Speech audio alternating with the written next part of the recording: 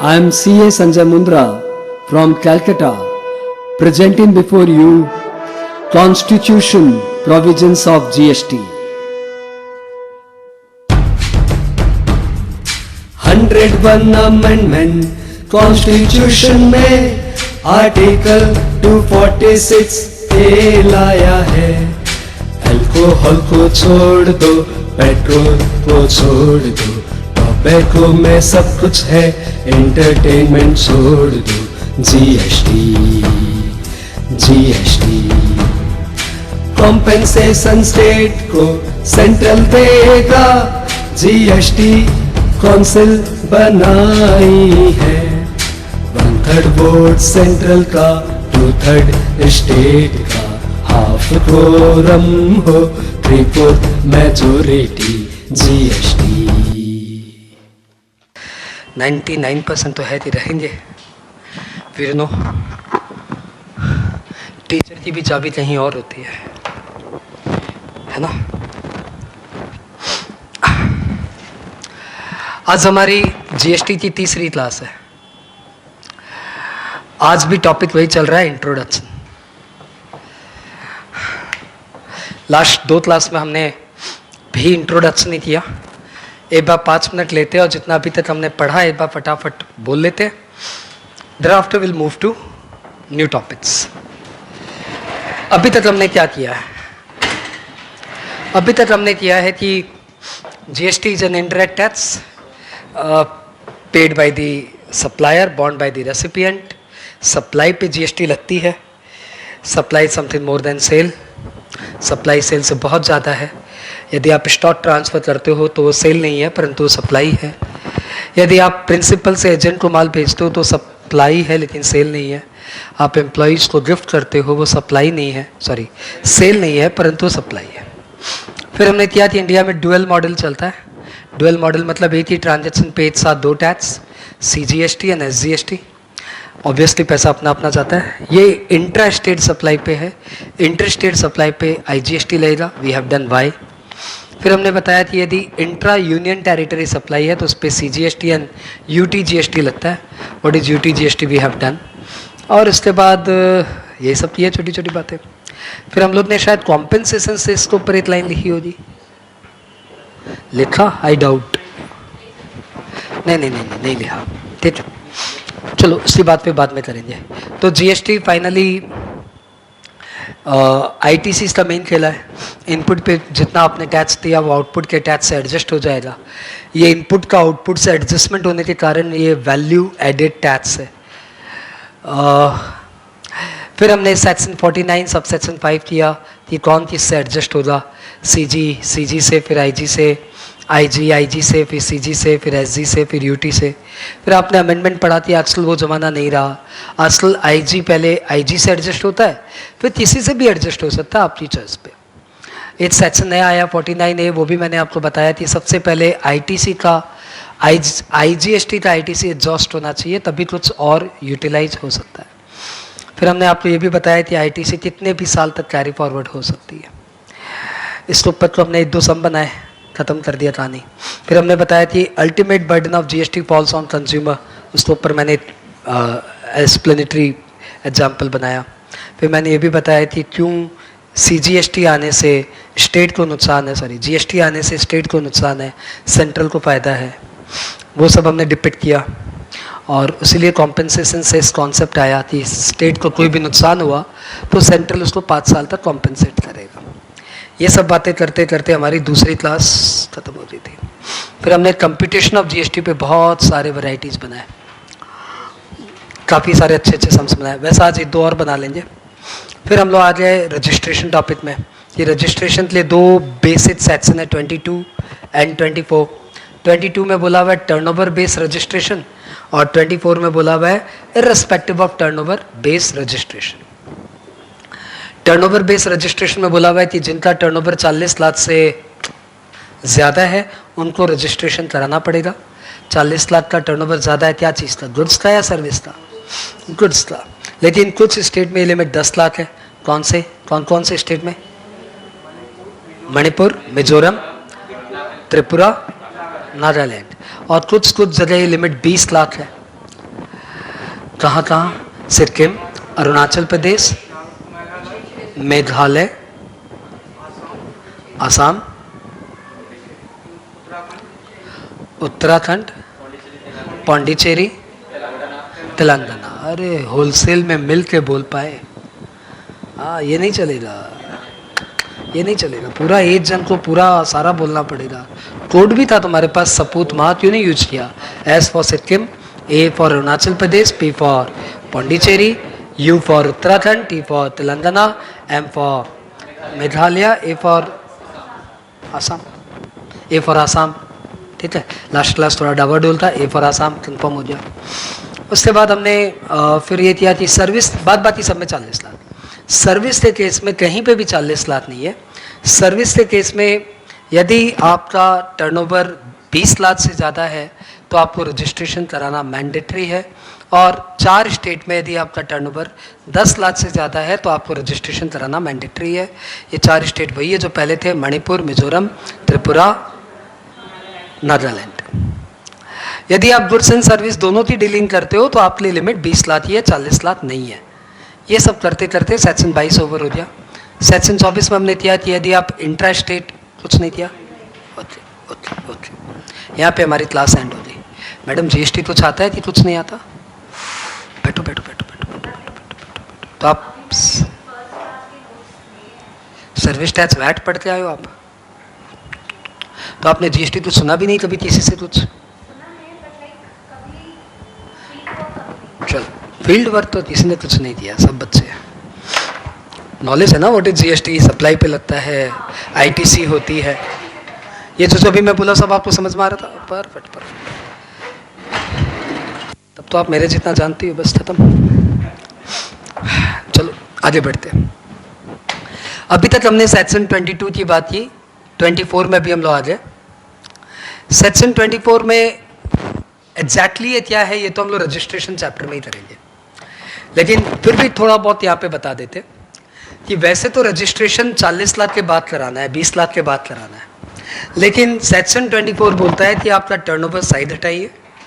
इन सब केसेस में आपका रजिस्ट्रेशन मैंडेटरी है। कौन कौन से केसेस? सबसे पहला वाला ही सबसे इंपॉर्टेंट है कि यदि आप इंटरस्टेट सप्लाई करते हो, इंटरस्टेट सप्लाई ऑफ गुड्स करते हो ना, तो आपके लिए रजिस्ट्रेशन मैंडेटरी है इररिस्पेक्टिव ऑफ टर्नओवर। यदि आप इंटरस्टेट सप्लाई ऑफ सर्विस करते हो ना तो कोई प्रॉब्लम नहीं है।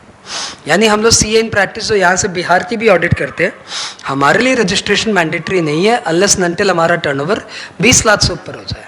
लेकिन सपोज ये कैलकुलेटर बेचते हो, इनका कैलकुलेटर बिहार में भी सप्लाई होता है, तो भले इनकी सप्लाई टोटल 5 लाख है तब भी इनके लिए रजिस्ट्रेशन मैंडेटरी है, क्योंकि ये इंटरस्टेट सप्लाई ऑफ गुड्स करते हैं। ये पॉइंट क्लियर? आपने कोई जमाने में पढ़ा होगा तो यहाँ पे गुड्स एंड सर्विस दोनों था, अभी रिस्ट्रिक्ट हो गया, सिर्फ गुड्स पे आ गया। दूसरा बात, जो लोग इलेक्ट्रॉनिक कॉमर्स ऑपरेटर के थ्रू सप्लाई करते हैं, जो लोग इलेक्ट्रॉनिक कॉमर्स ऑपरेटर के थ्रू सप्लाई करते हैं, what is electronic commerce operator? Amazon, जिसका भी धूम मचा हुआ है, अमेजॉन, फ्लिपकार्ट, इन सब के थ्रू यदि आप अपनी सप्लाई करते हो तो आपके लिए रजिस्ट्रेशन मैंडेटरी है। ई पोर्टल, इलेक्ट्रॉनिक कॉमर्स ऑपरेटर के थ्रू जिन्होंने भी ट्रांजैक्शन कर लिया उनके लिए रजिस्ट्रेशन मैंडेटरी है। जब हम लोग ऐसे बोलते हैं तो हमारे क्लाइंट बोलते हैं ये तो मेरे को भी पता है। हमने बोला फिर पूछना क्या भाई, ये बोलो। बोला मेरा अपना पोर्टल है। सभी का अपना पोर्टल आज की डेट में, जिसका अपना वेबसाइट नहीं है, सबका अपना वेबसाइट है, तो मैं अपनी वेबसाइट से माल बेचता हूँ। तो बताइए क्या मेरे को रजिस्ट्रेशन कराना है क्या? हमने पूछा कैसे बेच दो? बोला वेबसाइट खोली भी है, जिसको अपना पैसा डालना है पैसा डालो, बैंक अकाउंट नंबर दिया हुआ है, हम लोग वहाँ पे कुरियर कर देते हैं, सिंपल धंधा। हाँ तो बताओ इसमें रजिस्ट्रेशन कराना जरूरी है क्या? तो हमने उससे पूछा भैया कहाँ से कस्टमर आते हैं? बोला कस्टमर लोकल आ जाते हैं, लोकली आते हैं, डिलीवरी बॉय जाके डिलीवरी करता है, वो इलेक्ट्रॉनिकली पेमेंट कर देते। अब बताओ रजिस्ट्रेशन जरूरी है क्या? And answer is no. Electronic commerce operator के थ्रू सप्लाई करना मतलब इसका पोर्टल है और ये मेरा माल बेच रहा है, then my registration is mandatory.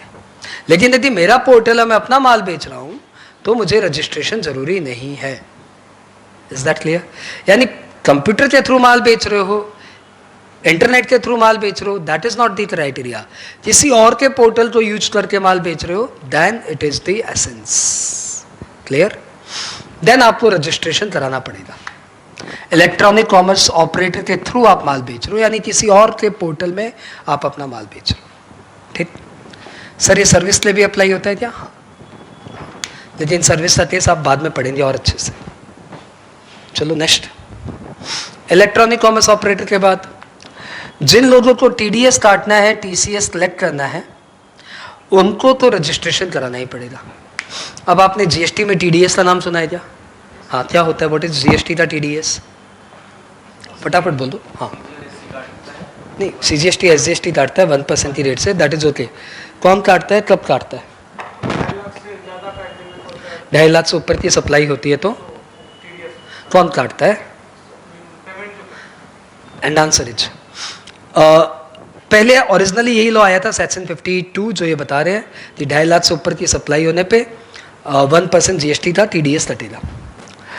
बाद में लॉ चेंज हो गया क्योंकि इन्हें रियलाइज हो गया कि इंडिया में 2.5 लाख की सप्लाई कुछ भी नहीं है, सारे के सारे सप्लायर फॉल कर जाएंगे क्योंकि 2.5 लाख की सप्लाई तो इंडिया के सारे ट्रेडर्स करते हैं.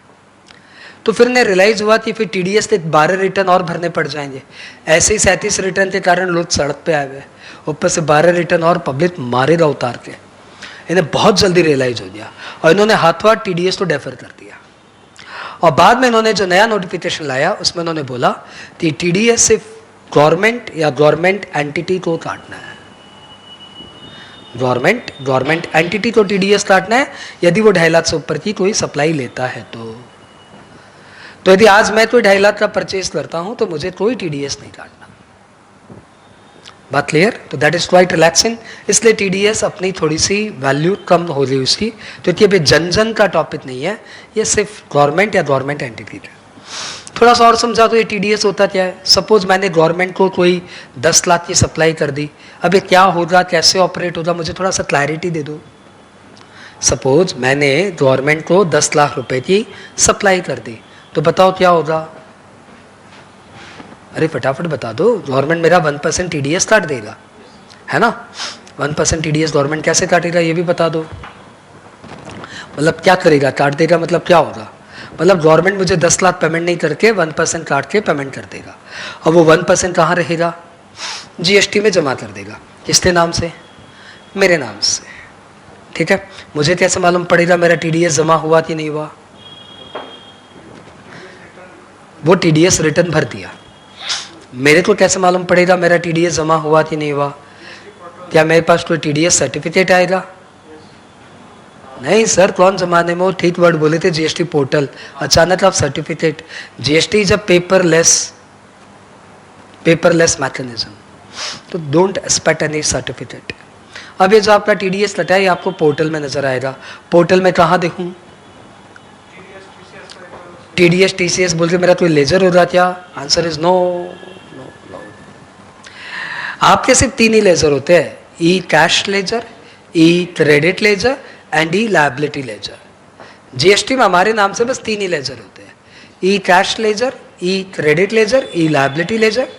कैश लेजर में वो पैसे पड़े रहते हैं जो हमने जमा किए, क्रेडिट लेजर में वो पैसे पड़े रहते हैं जिसकी मेरे को आईटीसी मिली, और लायबिलिटी लेजर में वो दिखाया जाता है कि मेरा आज टैक्स इतना देने का है. आई होप इतना क्लियर, राइट? ये चीज पहले से ही पता था. माई क्वेश्चन इज कि जो टीडीएस जमा हुआ वो मेरे को कहाँ नजर आएगा? Option 1 E cash ledger, option 2 E credit ledger. Louder. And liability ledger में कैसे नजर आएगा मैडम? वो तो लायबिलिटी अकाउंट है. ना ना ना ना. एंड आंसर इज आपका जो टीडीएस या टीसीएस जमा हुआ है आपके नाम से, वो आपको ई कैश लेजर में नजर आएगा. क्योंकि यदि मैं पैसे जमा करता तो मेरे कैश लेजर में आता, मेरे भी आप में इसने पैसे जमा कर दिए, हुए तो पैसे ही जमा है, इसलिए वो ई कैश लेजर में नजर आएगा. आपका क्वेश्चन क्या फर्क पड़ता है, लायबिलिटी में आए क्रेडिट में आए, आपका पैसा आपके अकाउंट में आ गया? नहीं भाई, ई क्रेडिट लेजर का रिफंड लेने में नानी दादी याद आ जाती है, और ई कैश लेजर का रिफंड लेने में कुछ भी प्रॉब्लम नहीं है. तो पैसे मेरे ई कैश लेजर में है. कल यदि मेरी जीएसटी लायबिलिटी इतनी नहीं है तो मैं उसका आराम से रिफंड ले सकता हूँ. लेकिन ई क्रेडिट लेजर में डाल देता तो कैरी फॉरवर्ड होता रहता, हाथ में कभी नहीं आता। तो दिस इज क्वाइट रिलैक्सिंग। तो वो मेरे ई कैश लेजर में नजर आएगा। परफेक्ट। वो मेरा TDS 1% काट के मेरे नाम से जमा कर देंगे, ऑब्वियसली रिटर्न भर देंगे, और वो पैसे मेरे ई कैश लेजर में नजर आएंगे। तुम्हारा क्वेश्चन कब नजर आएंगे? मेरा पैसा कटा है, कब नजर आएंगे? तो answer is TDS return, TDS काटने वाले मंथली भरते हैं। तो अगले महीने की 10 तारीख को भरेंगे और 12 तारीख को आपके कैश लेजर में नजर आ जाएगा। यानी जुलाई महीने में मेरा TDS कितना कटा, वो 10 तारीख को रिटर्न भरेगा गवर्नमेंट एंटिटी, और 12 तारीख को मेरे लेजर में रिफ्लैक्ट। उससे पहले भी हो सकता है, 12 तारीख तक रिफ्लैक्टेड GST मेरे ई कैश लेजर में नजर आ जाएगा। बात क्लियर? ओके।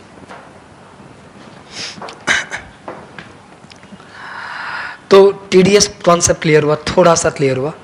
TCS क्या होता है? Tax collected at source. जितना पता उतना ही बोलो आप। TCS क्या होता है? Tax collected at source. ऐसे ना मत बोलो, आपको आता तो सब है। कब करता है, कौन कलेक्ट करता है?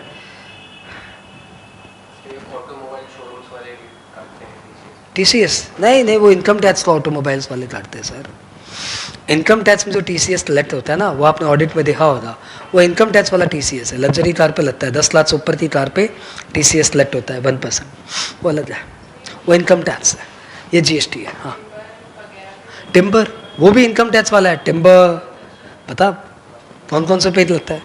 टिम्बर, फॉरेस्ट प्रोड्यूस, बोल यार, तेंदू लीव्स, अल्कोहल, स्क्रैप, इन 5 प्रोडक्ट पे इनकम टैक्स में 1%, 2.5%, 5% रेट से TCS कलेक्ट होता है। आप सब इनकम टैक्स वाला बोल रहे हो। GST में क्या है?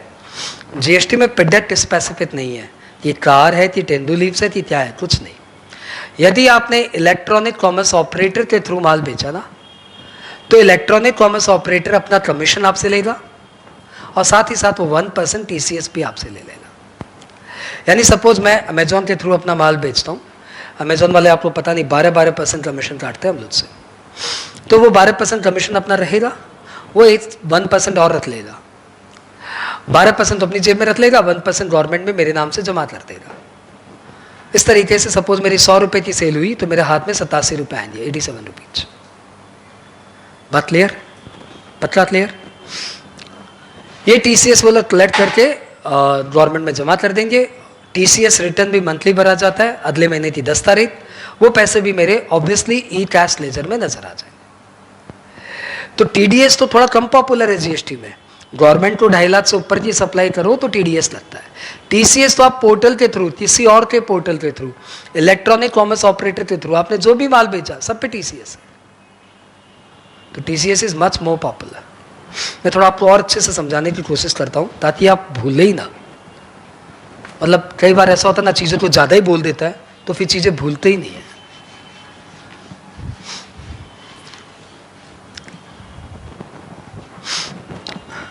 मैं हूं वेंडर, ये है मेरा इलेक्ट्रॉनिक कॉमर्स ऑपरेटर, और ये है मेरा कस्टमर। कस्टमर पोर्टल पे गया, मेरा माल पसंद किया, उसने ऑर्डर बुक कर दिया, इको ने ऑर्डर मुझे फॉरवर्ड कर दिया, मैंने उसे डिलीवरी भिजवा दी। यही तो हुआ इलेक्ट्रॉनिक कॉमर्स ऑपरेटर। इस कस्टमर ने पोर्टल में पेमेंट जमा कर दिया, इको के पास पैसे आ गए। सपोज ये सप्लाई 10,000 की हुई। हाँ, आराम से समझो। कई भाषा होती है समझाने की, इंग्लिश, हिंदी, बंगाली, उड़िया, अलग अलग भाषा होती है।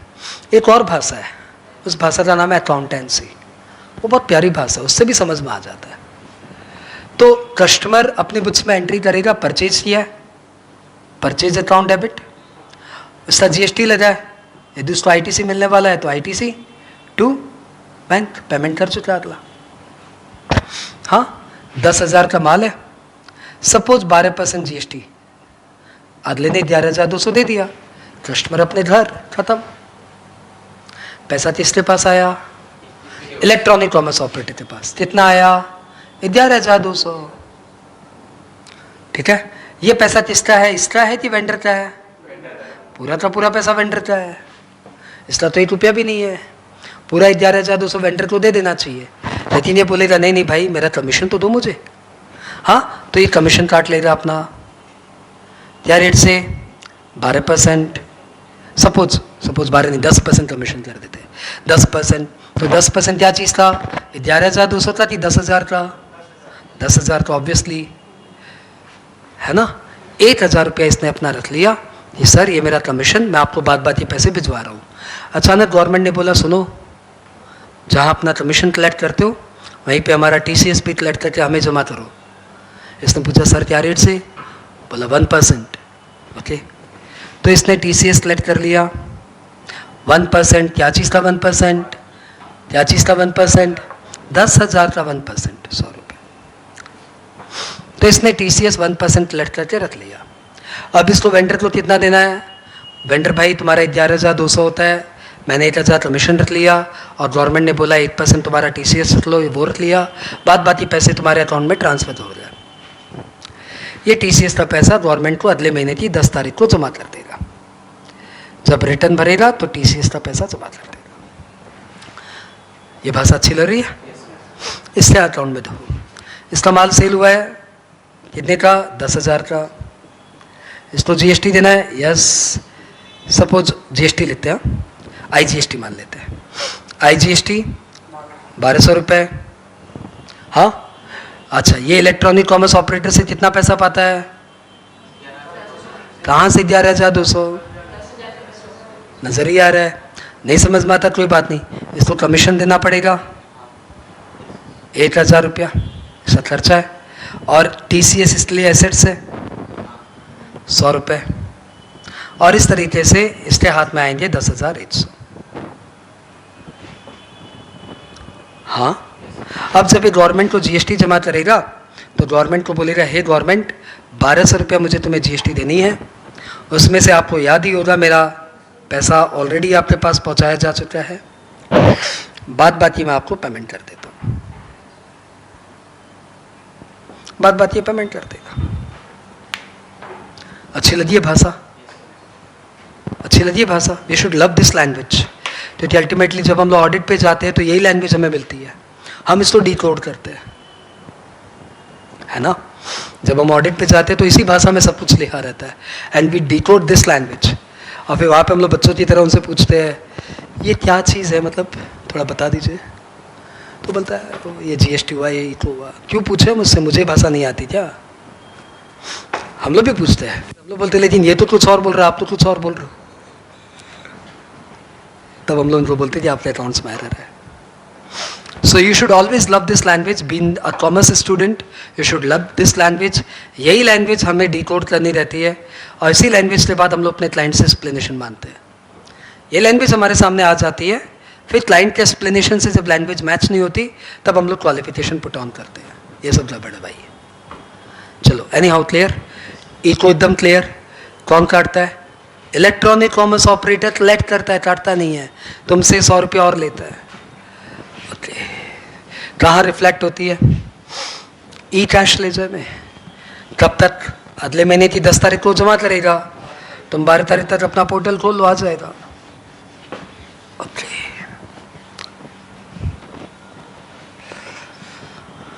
हल्का फुल्का बताया, फिर TCS चैप्टर में अपने और अच्छे से कर सकते हैं। हाँ, तो हम लोग क्या बात कर रहे थे, इसके लिए रजिस्ट्रेशन कंपलसरी है। तो रजिस्ट्रेशन कंपलसरी है जो इंटर स्टेट सप्लाई करते हैं उनके लिए, जो इलेक्ट्रॉनिक कॉमर्स ऑपरेटर के थ्रू माल बेचते हैं उनके लिए। इसमें मैंने आपको बताया अपने पोर्टल से माल बेचो कोई इशू नहीं है, TDS क्लियर है, TCS क्लियर है। इसके अलावा जो कैजुअल टैक्स पेयर है उनके लिए रजिस्ट्रेशन मैंडेटरी है। ये सारे टर्म सीखते जाइए आप, डोंट बिलीव कि ये सब हमें लिखा दीजिए, ये सब सीखते जाइए, फिर तो ये सारे चैप्टर्स है सब करेंगे ना। कैजुअल टैक्स पेयर क्या हुआ, लाउडर फास्टर, सॉरी नहीं वो तो ठीक है। कैजुअल टैक्स पेयर होता कौन है, मतलब एक बंदा जो एक स्टेट में माल बेचने की सोच रहा है लेकिन उस स्टेट में उसका कोई अपना परमानेंट एस्टैब्लिशमेंट नहीं है, वो रजिस्टर्ड बंदा है, ऑलरेडी रजिस्टर्ड है किसी स्टेट में, वो दूसरे स्टेट में माल बेचने की सोच रहा है। दूसरे स्टेट में उसको माल बेचने मिल नहीं रहा है, क्यों? क्योंकि वहाँ पे उसका रजिस्ट्रेशन नहीं है। तो रजिस्ट्रेशन करा लो। रजिस्ट्रेशन कैसे करा ले? मेरा वहाँ पे कोई परमानेंट इस्टेब्लिशमेंट नहीं है। तो जब आपका वहाँ पे कोई परमानेंट इस्टेब्लिशमेंट नहीं है तो वो आपको रजिस्ट्रेशन कराने नहीं देते, क्योंकि रजिस्ट्रेशन के लिए आपको सबसे पहले अपना परमानेंट एड्रेस देना पड़ता है, दैट यू डोंट हैव। तो ऐसे में आपका एक दूसरे तरह का रजिस्ट्रेशन करते हैं, that is named as casual tax payer. 3 महीने का ये रजिस्ट्रेशन है, 90 दिन, फिर 90 दिन के लिए और एक्सटेंड हो जाता है, ज़्यादा से ज़्यादा 6 महीने का ये रजिस्ट्रेशन है, ठीक है। इसलिए आपके लिए परमानेंट स्टैब्लिशमेंट होना ज़रूरी नहीं है। ये बंदा मंथली रिटर्न भर देता है और बस खत्म, और क्या। तो इसका कोई टर्नओवर से कोई मतलब नहीं है, इसको रजिस्ट्रेशन कराना पड़ेगा कैजुअल टैक्स पेयर। एक छोटा सा क्वेश्चन पूछता हूँ, आप बताना वो कैजुअल टैक्स पेयर है या नहीं है। छोटी छोटी बातें।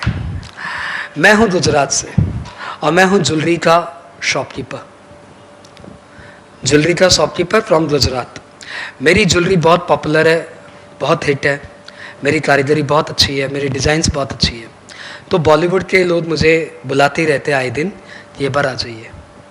अब वो बड़े लोग हैं, मैं तो उनको बुला नहीं सकता कि आप मेरे शोरूम में आ जाइए। तो ये लोग सीधा मालिक को फ़ोन करते हैं, मुंद्रा जी आ जाइए। अब बताओ, आपको यदि दीपिका जी का फ़ोन आए, आप बहुत अरबपति आदमी है, फिर भी दीपिका जी का फ़ोन आए तो मन में लालच आ जाता है, कुछ नहीं तो दर्शन करके आ जाएंगे, है ना। तो हम लोग चले जाते हैं और अपना एक पेटी ले लेते हैं, नॉर्मल से कपड़े पहन के बुलेट ट्रेन में बैठ के आ जाते हैं गुजरात से मुंबई। तो वहाँ पे मैडम को दिखाते हैं 25-30 तरह की ज्वेलरी। मैडम बोल देती है अच्छा रख दीजिए, रणबीर आएगा तब बता दूंगी। ठीक है, 25-30 ज्वेलरी बता दे, रखते चले जाते हैं, ऐसे ही आँख मीच कर रखते चले जाते हैं। फिर 15-20 दिन बाद मैडम का फ़ोन आता है कि मैंने 7 सेट पसंद कर लिए, वो रख लिए, बात आप अपना मंगवा लीजिए। बंदे को भेज देते हैं, बंदा अपना उठा के ले आता है। कौन बंदा कहाँ गया, कहाँ सेल किया, ये सब मुझे थोड़ा वापस से बताइए। गुजरात का बंदा कहाँ जाके सेल मार के आया? महाराष्ट्र।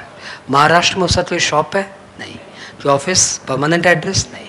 तो क्या उसको महाराष्ट्र में जाके कैजुअल टैक्स पेयर का रजिस्ट्रेशन लेना पड़ेगा? माल तो वही बेच रहा है। आज यदि मैं अपनी कोई प्रोडक्ट किसी दिल्ली के एग्जीबिशन में बेचना चाहूँ तो मुझे दिल्ली के एग्जीबिशन में पार्टिसिपेट करने के पहले कैजुअल टैक्स पेयर का रजिस्ट्रेशन कराना पड़ता है, क्योंकि मेरा दिल्ली में तो वजूद नहीं है, मैं वहाँ पे कैसे माल बेचूंगा, है ना। मैं उन्हें अपना कैलकाटा वाला एड्रेस का बिल बनाऊंगा, वो लोग बोलेंगे ये बिल नहीं चलेगा, दिल्ली में माल बेच रहा है, दिल्ली वाला बिल दो। लेकिन ये बंदा गुजरात का है, मुंबई में आके माल बेच रहा है, क्या ये गुजरात से मैडम को IGST का बिल बना के बेच सकता है? गुजरात से दीपिका मैम को IGST का बिल बना के भेज सकता है कि इसको मुंबई वाला बिल बनाना पड़ेगा हिसाब से, है ना। लेकिन इन्हें सिंस हीरे के व्यापारी, ज्वेलरी के व्यापारी अपनी जेब में ही डाल के सेट ले जाते हैं, कोई दुकान नहीं खोलनी पड़ती इनको, ये तो जस्ट दिखाते हैं, पसंद आए तो रख लो, इनको वापस जेब में डाल के ले आते हैं।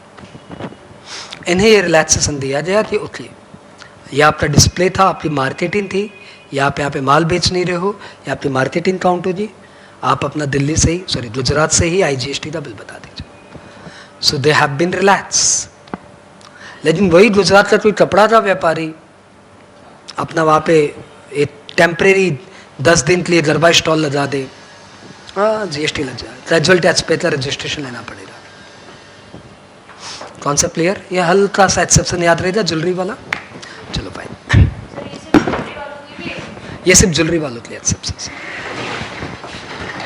इतनी सी तो ज्वेलरी होती है, ऐसे आ जाते हैं, ऐसे बैग में, स्कूल बैग डालते हैं, उसमें डाल देते हैं, लैपटॉप बैग में डाल दूंगा, आ जाते हैं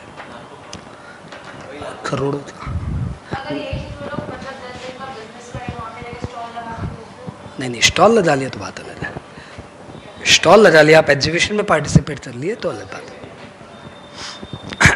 आप सैंपल के तौर पे लेके जाते हो, वहाँ पे दिखा के वापस आ जाते हो, तो उसके लिए रिलैक्सेशन है। चलो, तो आपने ये देखा कि कैजुअल टैक्स पेयर को रजिस्ट्रेशन कराना मैंडेटरी है। What about NRTP, non resident tax payer, what is it?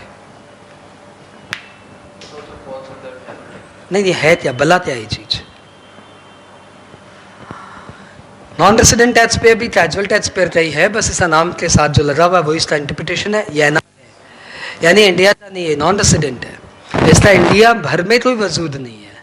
ये फॉरेनर है जो इंडिया में आया है और अपना माल बेचेगा और जाएगा। इंडिया में ऐसा कोई परमानेंट इस्टेब्लिशमेंट नहीं है।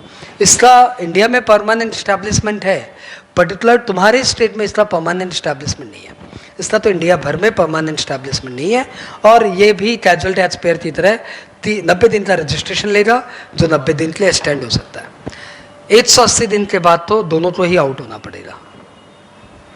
यानी यदि आपको 180 दिन से ज़्यादा तक कोई बिजनेस करना है किसी दूसरे स्टेट में, आपको अपना एक रजिस्ट्रेशन लेना पड़ेगा, परमानेंट स्टैब्लिशमेंट दिखाना पड़ेगा।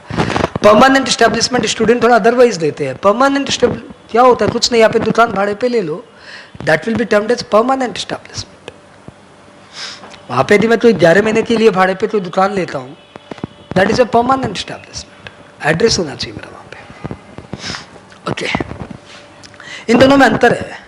इसको आईटीसी मिलता है, इसको आईटीसी नहीं मिलता। इसको सिर्फ इंपोर्ट ऑफ गुड्स पे आईटीसी मिलता है।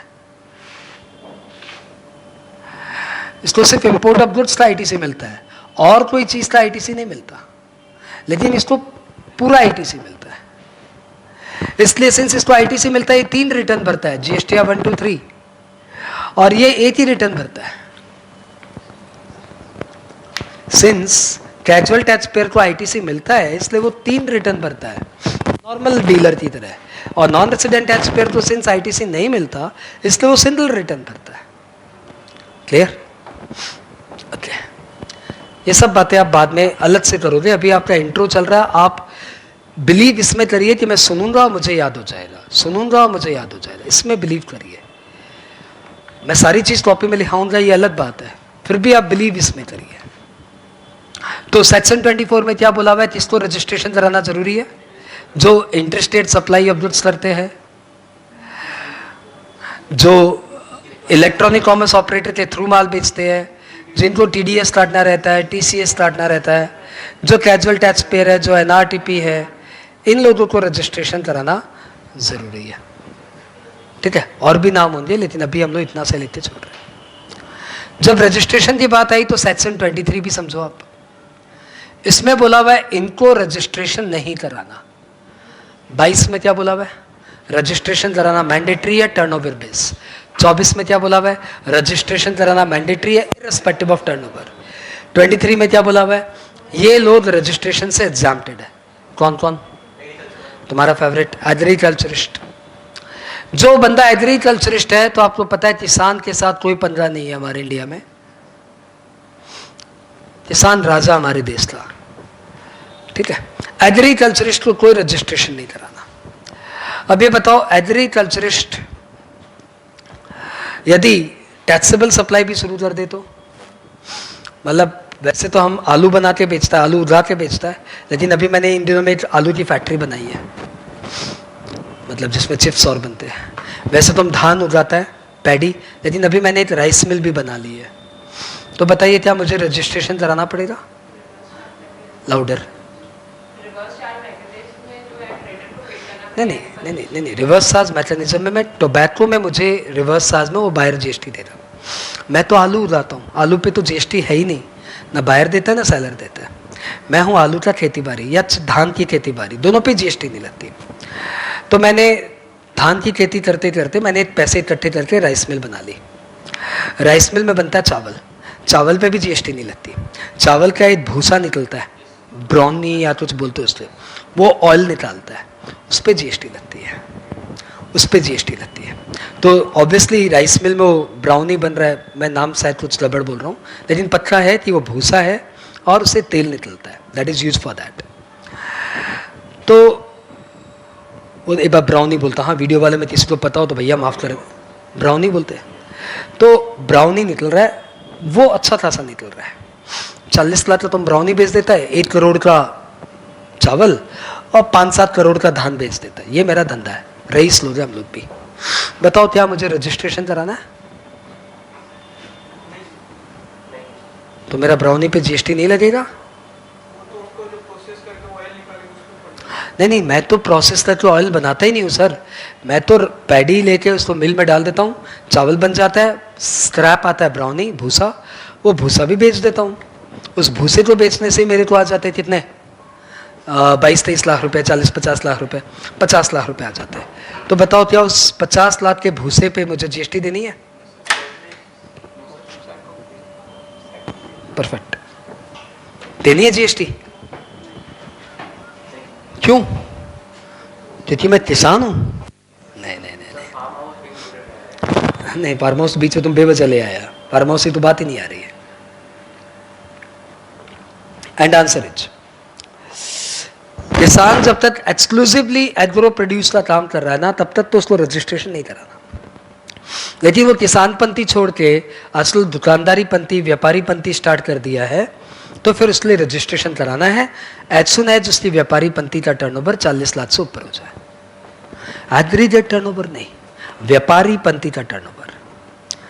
यानी वैसे मैं 1 करोड़ का धान बेचता हूं, लेकिन मेरी छोटी सी राइस मिल है जिससे कोई 4 लाख की ब्राउन होती है, तो उस 4 लाख की ब्राउन पे मुझे कोई रजिस्ट्रेशन नहीं कराना, क्योंकि वो 40 लाख के क्वाइट नीचे है। अब मुझे रजिस्ट्रेशन नहीं कराना, अदरवाइज मुझे कराना पड़ता। बात क्लियर? सीएमए के मैट में मैंने एक बार पढ़ा, उन्होंने ऐसा लिखा, यदि किसान का एग्रो प्रोड्यूस का सप्लाई है 70 लाख का और नॉन एग्रो प्रोड्यूस की सप्लाई है 5 लाख की, तो उन्हें रजिस्ट्रेशन कराना पड़ेगा। ऐसा सीएमए इंस्टीट्यूट के मैट ने लिखा। मैं इस बात को एकदम नहीं मानता, अभी भी मैं वही पढ़ा रहा हूँ कि एग्रो प्रोड्यूस की सप्लाई 70 लाख की है एंड नॉन एग्रो प्रोड्यूस की सप्लाई जब तक 40 लाख के नीचे है तब तक उसको रजिस्ट्रेशन नहीं कराना पड़ेगा। एग्रो प्रोड्यूस एग्रीगेट टर्नओवर में भी काउंट नहीं होना चाहिए। ये मेरा पर्सनल इंटरप्रिटेशन है। सीए इंस्टीट्यूट मेरे साथ है, उन्होंने भी अपने आंसर में ये लिखा है। सीएमए इंस्टीट्यूट ने इस बात को उल्टा लिखा है। सारी बातें क्लियर? हाँ, क्या करना? अरे करना क्या, जो मैं बोल रहा हूँ वही करना। मेरे से क्यों पूछ रहे हो? मैंने तो बोल ही दिया क्या करना। ऐसे थोड़ी कि मैं तो देख के सस्ते जा रहा हूँ, तुम लोग देख लो।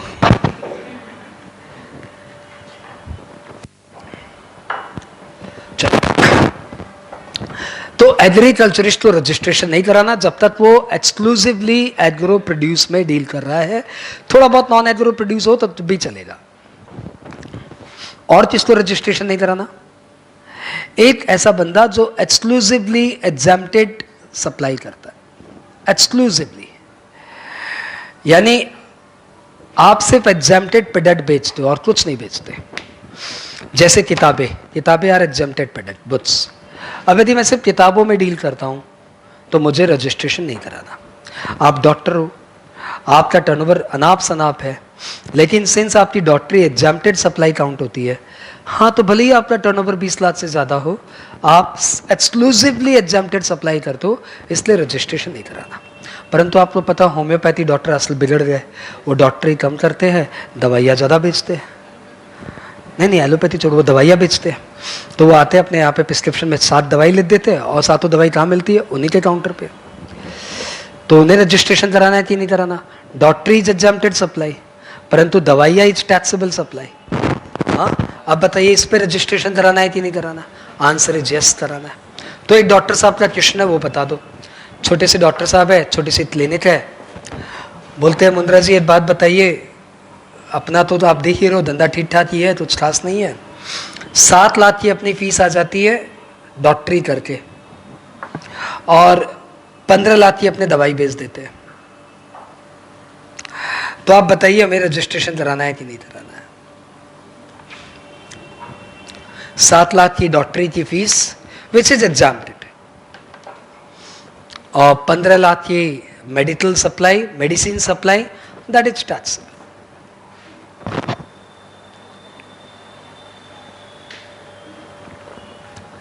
बोल भी दो ठाकुर। ऐसे आप लोग ये जो बालाजी टेलीविजन का जो आप टीवी सीरियल चाहते हो ना, कि कैमरा मेरे ऊपर फोकस करिए, फिर मेरे ऊपर फोकस करिए, फिर मेरे ऊपर फोकस करिए, तब हम आंसर देंगे। ये कॉन्सेप्ट रॉन्ग है। आपसे पूछा दिया, आप अपना आंसर देते नक्की करो। Don't focus, don't wait for the focus. मेरे से पूछिए। हाँ, क्या? नहीं। एंड आंसर इज, जब हम लोग बोलते हैं 40 लाख का टर्नओवर या 20 लाख का टर्नओवर, तो that means what turnover? And that is called as aggregate turnover. What is aggregate turnover? Pan India turnover. What is pan India turnover? मतलब इंडिया में आपकी जितनी ब्रांचेज है सब मिला के turnover. And that includes exempted supply and that includes export. तो इन भाई साहब का एग्रीगेट टर्नओवर कितना है? सर एग्रीगेट टर्नओवर में एग्जैम्प्टेड सप्लाई इंक्लूड होगा? हाँ होगा. तब तो सर 22 लाख है. अब बताओ इनको रजिस्ट्रेशन कराना है कि नहीं कराना? ये गुड्स एंड सर्विस दोनों में डील करते हैं. Answer is yes. क्योंकि जो भी बंदा सिर्फ गुड्स में डील करता है उनके लिए लिमिट है 40 लाख. जो गुड्स एंड सर्विस दोनों में डील करता है उनके लिए लिमिट है 22 लाख 20 लाख. इनका टर्नओवर 20 लाख के ऊपर हो चुका है, इनको रजिस्ट्रेशन कराना पड़ेगा.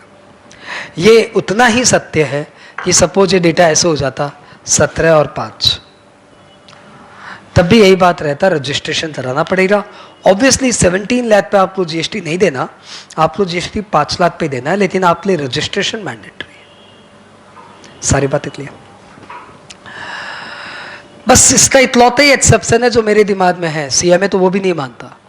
यदि किसान होता तो बात अलग हो जाती, किसान होता तो बात अलग हो जाती. वो मैं बोल रहा हूँ, सीए इंस्टीट्यूट बोल रहा है.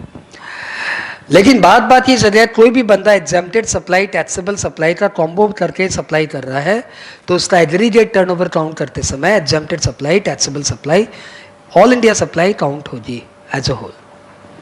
ठीक है, चलो जब ये बात छिड़ी है तो थोड़ा सा और बता दो. हम लोग बात कर रहे थे सेक्शन 23, जिसको रजिस्ट्रेशन नहीं चाहिए. हमने 2 नाम बताए. एक बंदा जो एक्सक्लूसिवली एग्रीकल्चरल सप्लाई करता है, नहीं, एक बंदा जो एक्सक्लूसिवली एग्रीकल्चरिस्ट है, और दूसरा वो बंदा जो एक्सक्लूसिवली एग्जैम्प्टेड सप्लाई करता है. ये वाली बात रह गई. हाँ, एग्रीगेट टर्नओवर. पहुंचा. एक बात और बता दो, एग्रीकल्चरिस्ट मतलब क्या समझे?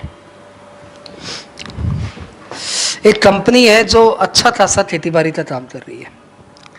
उनका एक ही काम है धान उगाना, धान धान धान धान. पूरा कॉर्पोरेट हाउस है और पूरा धान की खेती कर रही है. एंड थोड़ा बहुत और सप्लाई है, राइस मिल में धान रहा है. अब बताओ इन्हें रजिस्ट्रेशन कराना है कि नहीं कराना? राइस मिल का टर्नओवर बहुत थोड़ा सा है, 2 लाख है. इसका टर्नओवर बहुत ज्यादा है. अब बताओ क्या इसे रजिस्ट्रेशन कराना है क्या? नहीं. And answer is yes. क्यों? अभी तो आप कुछ और बोल रहे थे, अभी आप पलटी मार लिए. मैंने पलटी नहीं मारी, मुझे आपको एक नया कॉन्सेप्ट बताना था. Who is agriculturist?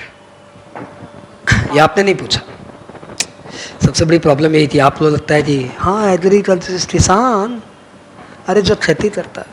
सुनो ना, हु इज एग्रीकल्चरिस्ट? तो एग्रीकल्चरिस्ट में सिर्फ इंडिविजुअल एचयूएफ आते हैं. पार्टनरशिप फर्म, कंपनी एग्रीकल्चरिस्ट है ही नहीं, तो इसको एग्रीकल्चरिस्ट वाला रिलैक्सेशन नहीं मिलेगा. तो ये एक ऑर्डिनरी सप्लायर की तरह ट्रीट होगा जो कि partly taxable supply partly exempted supply करता है, और इसलिए रजिस्ट्रेशन मैंडेटरी है. क्लियर? किसान को मैं वो रिलैक्सेशन दे रहा हूं कि थोड़ा बहुत टैक्सेबल सप्लाई कर भी ले तो कोई बात नहीं, चल हटा. ओके, ये बात हटा दिया. फिर हम लोग आपको एग्रीकल्चरिस्ट की डेफिनेशन एकदम डिटेल में पढ़ाएंगे. एकदम फंडामेंटल बात मैंने आपको इंजेक्ट की. इंडिविजुअल एचयूएफ ही आता है. फिर आपको मालूम पड़ेगा कि उसको खुद को खेतीबाड़ी में इन्वॉल्व होना पड़ेगा. ये सब बातें आप डेफिनेशंस में पढ़ेंगे. मैं इस उम्मीद में हूं कि आप ये बातें रिटेन करेंगे. ऑब्वियसली आप भूलेंगे, लेकिन हम बार बार आपको सुनाएगा. That is my way of teaching कि आपको एक ही चीज़ को 17-18 बार बोलूँ. इस चैप्टर में भी बोलूँ, उस चैप्टर में भी बोलूँ, इस चैप्टर में बोलूँ, ताकि आपके बात जहन में बैठ जाए. और आपकी काम है कि आप बहुत अच्छे से देखो कि वो आपको याद रहे, एक बार बोला हुआ याद रहे. हम लोग बात कर रहे थे एग्रीगेट टर्नओवर क्या होता है. हमने बताया पैन इंडिया टर्नओवर मतलब वर्ल्ड, इंडिया भर में जितनी ब्रांचेस है सब जोड़ के. इट इंक्लूड्स एग्जैम्प्टेड सप्लाई, ये भी मैंने आपको बता दिया. एंड इट इंक्लूड्स एक्सपोर्ट, ये भी मैंने आपको बता दिया. सब बातें क्लियर? एक हल्का सा क्वेश्चन पूछता हूँ. मेरी कोलकाता में एक ब्रांच है और दिल्ली में एक ब्रांच है। इस ब्रांच का मेरा टर्नओवर है 22 नहीं, चलो मैं गुड्स से डीलिंग करता हूँ। हाँ, इस ब्रांच का मेरा टर्नओवर है 22 लाख और इस ब्रांच का टर्नओवर है 20 लाख। बताओ मुझे रजिस्ट्रेशन कराना है कि नहीं कराना है? एंड आंसर इज ऑब्वियसली कराना है। आपका ऑल ओवर इंडिया मिला के 40 लाख से ऊपर टर्नओवर है, ओवर। तो क्या मुझे 2 रजिस्ट्रेशन कराने हैं कि 1 रजिस्ट्रेशन कराना है? ऑब्वियसली 2 रजिस्ट्रेशन कराने हैं, कोलकाता में अलग और DGST में अलग। चलो बहुत अच्छी बात है।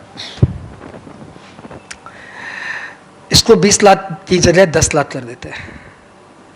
अब बताइए मुझे रजिस्ट्रेशन कराना है कि नहीं कराना? लाउडर।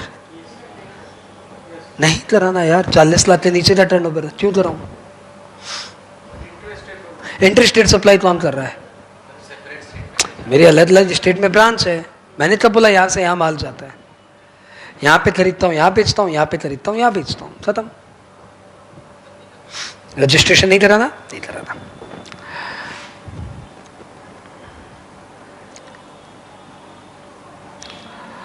ये ब्रांच मणिपुर में है। मणिपुर में जो लिमिट ऑफ रजिस्ट्रेशन की है वो 10 लाख है। अब बताइए मुझे रजिस्ट्रेशन कराना है कि नहीं कराना? मणिपुर में बोला जाता है यदि आपका टर्नओवर 10 लाख से ऊपर है तो आपको रजिस्ट्रेशन कराना पड़ेगा। मणिपुर में बोला जाता है यदि आपका टर्नओवर 10 लाख से ऊपर है तो आपको रजिस्ट्रेशन कराना पड़ेगा। That is the law for the Manipur. तो बताइए इस केस में मुझे रजिस्ट्रेशन कराना है, हाँ या ना? मणिपुर में कराना है। मणिपुर का टर्नओवर तो 10 लाख ही है, तो मणिपुर के लिए भी एग्रीगेट टर्नओवर देखना पड़ेगा। और सिंस मेरा एग्रीगेट टर्नओवर 32 लाख है तो मुझे मणिपुर में रजिस्ट्रेशन कराना है। और मुझे बंगाल में रजिस्ट्रेशन नहीं कराना क्योंकि बंगाल की लिमिट तो 40 लाख है। ठीक है, अब मैंने मणिपुर में रजिस्ट्रेशन करा लिया, बंगाल में रजिस्ट्रेशन नहीं कराया, खत्म। ये जितनी सप्लाई हो रही है उन सब पे GST दूंगा और यहाँ पे जितनी सप्लाई हो रही है उस पे GST नहीं दूंगा। सरप्राइजिंगली मजेदार है। हाँ, क्लियर? ओके। मणिपुर दिल्ली को हटाते हैं। मेरी एक ब्रांच कोलकाता में, एक ब्रांच सिलीगुड़ी में। कलकत्ता का टर्नओवर 22 लाख और सिलीगुड़ी का टर्नओवर 20 लाख, 20 लाख। बताइए रजिस्ट्रेशन कराना है कि नहीं कराना है? कराना है। सेंट्रलाइज या सेपरेट? ये भी वेस्ट बंगाल है, ये भी वेस्ट बंगाल है। सेंट्रलाइज रजिस्ट्रेशन या सेपरेट रजिस्ट्रेशन? मतलब एक रजिस्ट्रेशन से काम हो जाएगा कि 2 कराऊं? एक से काम हो जाएगा। मेरा सिलीगुड़ी का मैनेजर आया मेरे पास, बोला मेरा अलग रजिस्ट्रेशन करिए, मेरा अलग रजिस्ट्रेशन करिए। मैंने बोला क्यों? बोला नहीं ये लोग गड़बड़ करता है, GST ये लोग लेट भरता है, हमको ऊपर पेनल्टी लगता है, हम पेनल्टी काहे देगा, आप मेरा अलग रजिस्ट्रेशन करिए, हम अपना करेगा। तो बताओ क्या मैं सेपरेट रजिस्ट्रेशन करा सकता हूँ कि करा ही नहीं सकता? सेम प्रोडक्ट है, वही टी-शर्ट यहाँ बिकता है, वही टी-शर्ट यहाँ बिकता है, same product. Can I have separate registration? And answer is yes, you can have separate registration at your choice, though law does not force you, but if you want you can have separate registration. Now the question has changed. Now the question is, suppose यहाँ पे मैं कपड़े की दुकानदारी करता हूँ और यहाँ पे मैं स्टेशनरी की दुकानदारी करता हूँ। Now my question is, do I need registration or I don't need registration?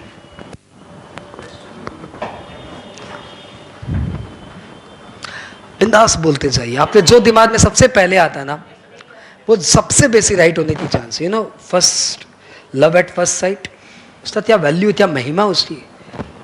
Believe in that. जो फर्स्ट साइट में आपके दिमाग में आंसर आ जाए उसी का आंसर रखिए आप।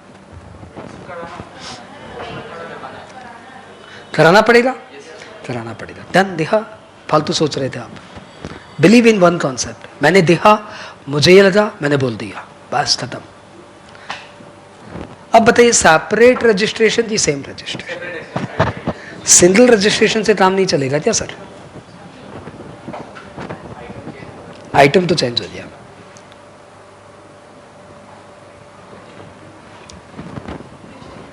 क्या नहीं, तो सेपरेट रजिस्ट्रेशन कराना मैंडेटरी है कि मेरी चॉइस है? ये बोल रही चॉइस है, आप बोल रहे हो मैंडेटरी है। सुनो ना, जो है आपके सामने है, अब आप थ्योरी मत सुनाओ, अब आप मुझे एक लॉ बताओ बस। Do I need separate registration in this case या सिंगल रजिस्ट्रेशन?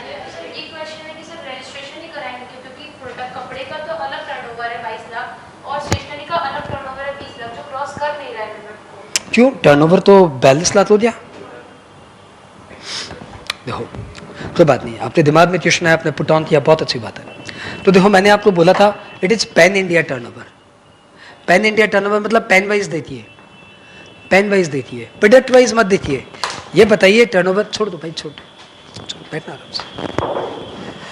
आप ये बताइए कि क्या, थैंक यू भाई, बंदा एक है कि बंदे दो है? हाँ बस पैन एक है।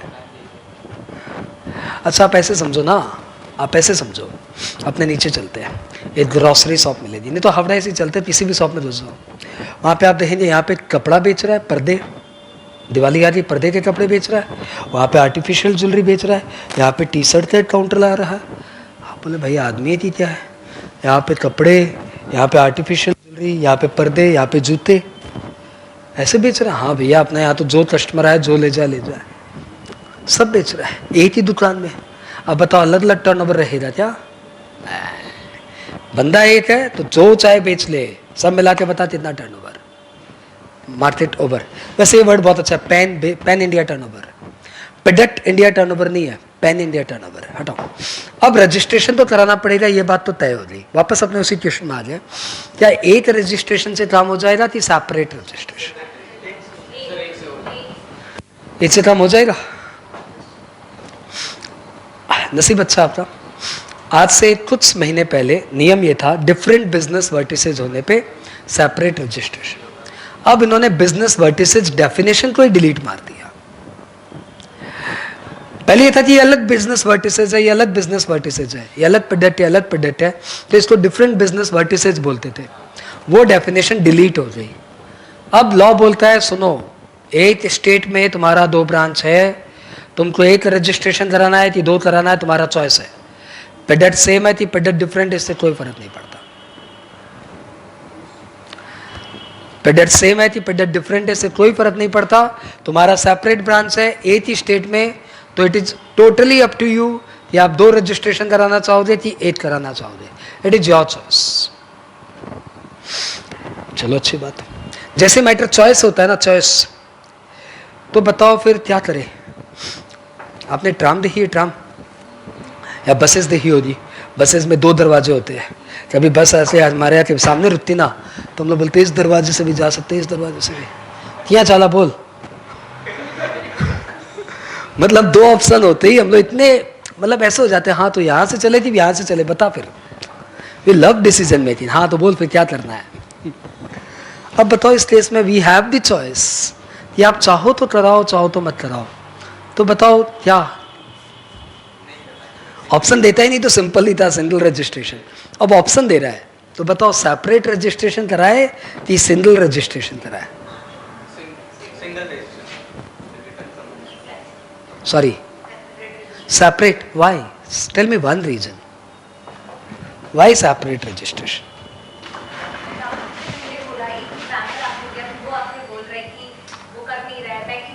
नहीं, वो तो मैंने स्टोरी बताई, वो तो मैं दूसरे ब्रांच मैनेजर को फोन मारूंगा, भाई सुन तेरा जीएसटी का काम मैं इसको सॉल्व कराऊं, तुम बहुत गड़बड़ कर रहा है। शायद अच्छा हो जाए, शायद अच्छा हो जाए। मैं आपको बताऊं, सेपरेट रजिस्ट्रेशन यदि आपने करा लिया तो क्या होगा, आराम से बताता हूँ। हबड़ी क्या मैं तो बैठ चुका हूँ। इसके 37 रिटर्न, यानी इसके मंथली या क्वार्टरली जो भी रिटर्न होते हैं वो अलग होंगे, इसका मंथली या क्वार्टरली रिटर्न जो भी होगा वो अलग होगा। यानी यदि आप सिंगल रजिस्ट्रेशन कराते हो तो आपको क्वार्टर में 3 ही रिटर्न भरने पड़ेंगे मिला के, लेकिन यदि आप सेपरेट रजिस्ट्रेशन कराते हो तो इसका 3 रिटर्न अलग, इसका 3 रिटर्न अलग। टेंशन, ऑब्वियसली टेंशन, लेकिन ठीक है, डिवीजन ऑफ वर्क जैसे मैडम बता रही, कोई बात नहीं। ये टैक्स अलग जमा करेगा, ये टैक्स अलग जमा करेगा, कोई बात नहीं, फर्क तो नहीं पड़ता। ऐसे 42 लाख पे देना था, ऐसे ये 20 पे देगा, ये 22 पे देगा, ठीक है, कोई प्रॉब्लम नहीं। आईटीसी इसको अलग मिलेगा, इसको अलग मिलेगा, हाँ तो ठीक है, कोई बात नहीं। इसका सरप्लस आईटीसी यहाँ यूज नहीं हो सकता, खत्म, यूज नहीं हो सकता, खत्म। ऐसा कौन चाहेगा कि मेरा इस ब्रांच में आईटीसी पड़ा हुआ है, मैं यहाँ से कैश से टैक्स दे दूँ? इसलिए separate registration is not at all advisable. फिर सेपरेट असेसमेंट होगा, सेपरेट ऑडिट होगी, सेपरेट ही सारा काम होगा। You will, the two branches of the same SSC will be treated as totally different person, distinct person. और फिर जब स्टॉक यहां से यहां ट्रांसफर हो गया, कोई भी रीजन से स्टॉक यहां से यहां ट्रांसफर हो गया, तो उसको सप्लाई माना जाएगा, उस पर जीएसटी लगेगा। अलग बात है, आईटीसी मिल जाएगी लेकिन जीएसटी लगेगा। हुज्जत ही हुज्जत है, इसलिए कोई भी हाल पे सेपरेट रजिस्ट्रेशन चला हुआ है, होनी चाहिए, ठीक है। अब कोई सेगमेंटल अकाउंटिंग का बैन नहीं है कि हम लोग तो भैया अलग अलग ही अकाउंट्स बनाते हैं, इसका अकाउंट्स अलग बनता है, इसका अकाउंट्स अलग बनता है, खाली आपके जीएसटी के लिए हमें कंपाइल करना पड़ता है। हाँ तो ठीक है, आप लोग अलग अलग रजिस्ट्रेशन करो। इसलिए लॉ ने चॉइस दे दी, लेकिन चॉइस का कोई मतलब नहीं है, बस सिंपल सी बात है, आपको सिंगल रजिस्ट्रेशन कराना चाहिए। ओके, तो आज आपने एग्रीगेट टर्नओवर समझा, सिंगल रजिस्ट्रेशन, मल्टीपल रजिस्ट्रेशन समझा, सब हम लोग रजिस्ट्रेशन टॉपिक में करेंगे। आपने रजिस्ट्रेशन टॉपिक में लिखा था अभी तक? वो 22, वो सब भी नहीं लिखा? 20 लाख 40 लाख वो तो लिखा ही है यार। सेक्शन 24 थोड़ा सा लिखते हैं, यही हमारा रेस्ट है, यही हमारा पॉज है। हम लोग पूरी क्लास में सांस उसी समय लेते हैं। Section 24, registration irrespective of turnover, registration irrespective of turnover, colon, point number A, interstate supply of goods, interstate supply of goods, point number B, कहाँ थे? Point number B, person selling goods through electronic commerce operator, person making supply through electronic commerce operator, person making supply through electronic commerce operator, person liable to deduct TDS, person liable to collect TCS, person liable to deduct TDS,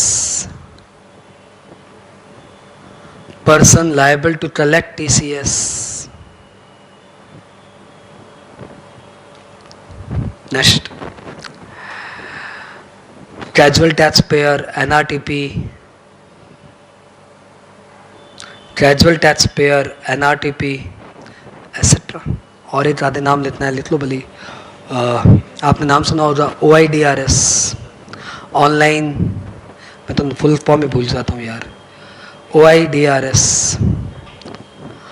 Online Information and Data Access Retrieval Service, OIDRS, etcetera लिखते छोड़ दो। Para change, H पर section 23, H पर section 23, following person does not need registration: an agriculturist. Following person does not need registration: an agriculturist, within bracket individual HUF. ये सब intro है, please किसी को मत बोलना कि हमारा जीएसटी क्लास शुरू हो गया। जस्ट ये वार्म अप एक्सरसाइजेज है, विथ बेटरमेंट, रिफाइनमेंट के साथ ये वार्म अप है। इंडिविजुअल HUF हो गया. दूसरा person exclusively engaged in exempted supply. Person exclusively engaged in exempted supply. Person exclusively engaged in exempted supply. बस इस इंट्रो का फीडबैक मुझे ये मिला कि एक बंदा मेरे से इंट्रो की क्लास लिया, उसके बाद मैंने बोला, मतलब ऐसे कोई रीज़न से बाहर मिल लिया, मैंने बोला क्या हालचाल, पढ़ाई कैसी चल रही है, तुम तो पहले GST पढ़ा हुआ है. तो उसने मुझे बोला कि जो आपने इनिशियल 4 क्लास में पढ़ाया था उससे हम लोग कम इंटर में पढ़े थे. तो ठीक हो सकता है अतिशयोक्ति कर रहा हो, लेकिन है ये 4 क्लास का कवरेज पूरा है, ठीक है ना, इस 4 क्लास की वैल्यू पूरी है. लेकिन ठीक है, फिर भी ये इंट्रो है, जस्ट इंट्रो है. नंबर नेक्स्ट क्या मैंने बता दिया, 22 लिखा दिया हल्का सा, 24 लिखा दिया हल्का सा, 23 लिखा दिया हल्का सा, para change. Aggregate turnover includes, ऐसे बोलो, aggregate turnover means pan India turnover, pan India turnover, comma, it includes exempted supply, it includes exempted supply and export. Stop, आगे बढ़ते हैं. फिर हमने किया थोड़ा सा TDS पढ़ा, हमने वो भी लिख लेते हैं. As per section 51, as per section 51, comma, any person making supply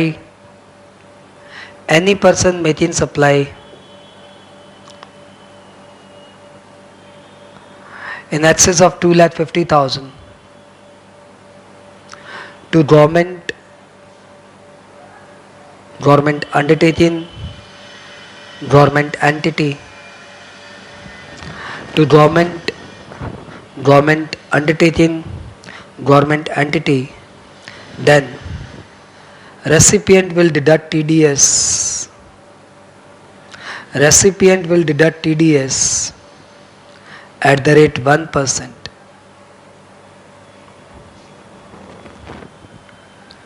Stop. Recipient will file TDS return on monthly basis. Recipient will file TDS return on monthly basis. On 10th of next month.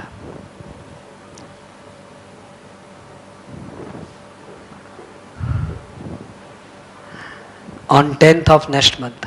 Stop. Amount of TDS shall be reflected in. Amount of TDS shall be reflected in. कहाँ reflect होगा? E-cash ledger. E-cash ledger. Stop. खत्म. Para change. TCS section 52. As per section 52.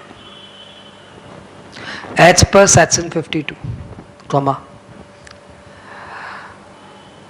any electronic commerce operator shall be liable to collect TCS. Shall be liable to collect TCS at the rate 1%. At the rate 1% from the vendor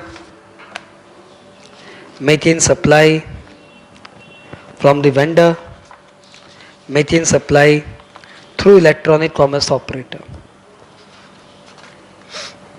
Stop. They will file monthly return on 10th of next month. They will file monthly return on 10th of next month. फिर वही बात, amount of TCS shall be reflected in. Amount of TCS shall be reflected in E-cash ledger. E-cash ledger.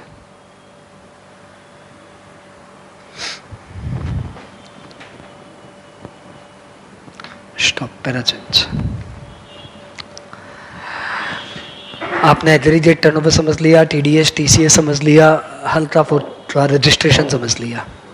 ठीक है, थोड़ा सा आगे बढ़ते हैं। हाँ हाँ, क्या चीज़ नहीं लिखाएगा यहाँ तक, ठीक ना? पैराचेंज। कुछ और बताता हूँ आपको। आपने इंपोर्ट एक्सपोर्ट का नाम सुना है क्या? एक सम देता हूँ, थोड़ा सा वार्म अप हो जाओगे। एक सम देता हूँ, कंप्यूटेशन ऑफ जीएसटी, ऑलमोस्ट वैसे ही जैसा लास्ट क्लास दिया था। एक बार आप उसको कर लो, थोड़ा सा रिलैक्स फील हो जाओ, फिर वापस अपने थ्योरी में टूट पड़ेंगे। इलस्ट्रेशन, टाइटल यही है, कंप्यूटेशन ऑफ जीएसटी लायबिलिटी। आपके एग्जाम में बहुत इंपॉर्टेंट है। ठीक है, शुरू करते हैं। H limited furnished you following details. H limited furnished you following details. शुरू हो जाओ। Colon,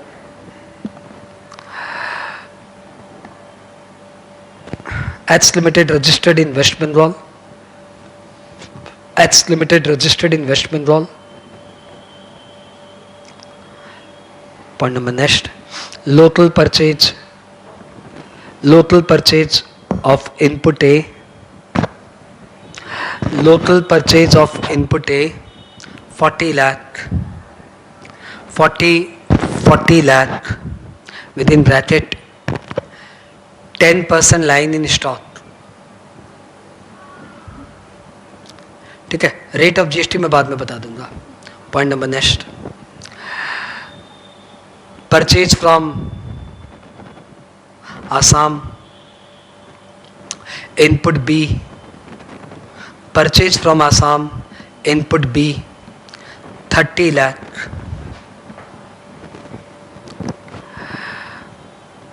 with in bracket 10% abnormally lost। ये सब आप लास्ट क्लास सीख चुके हो। Next, purchase from Delhi, packing material 6 lakh,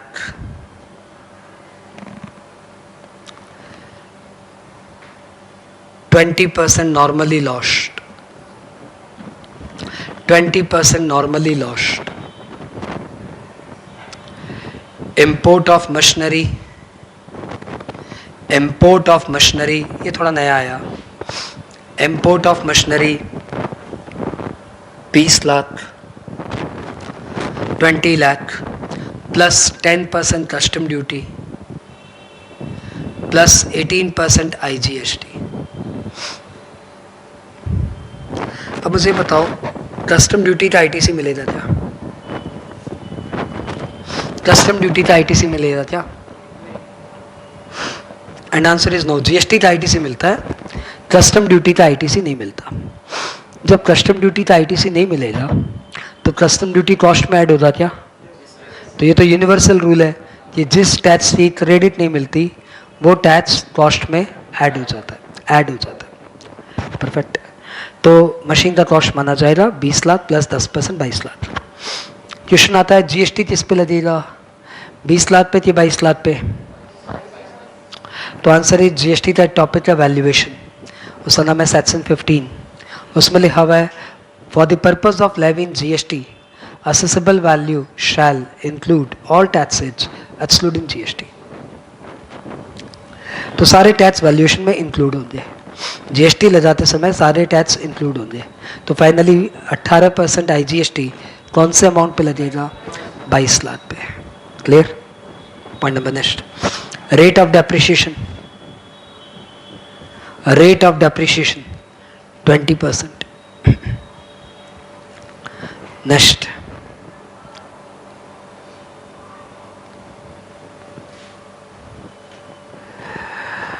material purchase from West Bengal 40 lakh within bracket 20% distributed as sample, 20% distributed as sample। ठीक है, sundry expenditure. Next, sundry expenditure 30 lakh, including IGST 4 lakh.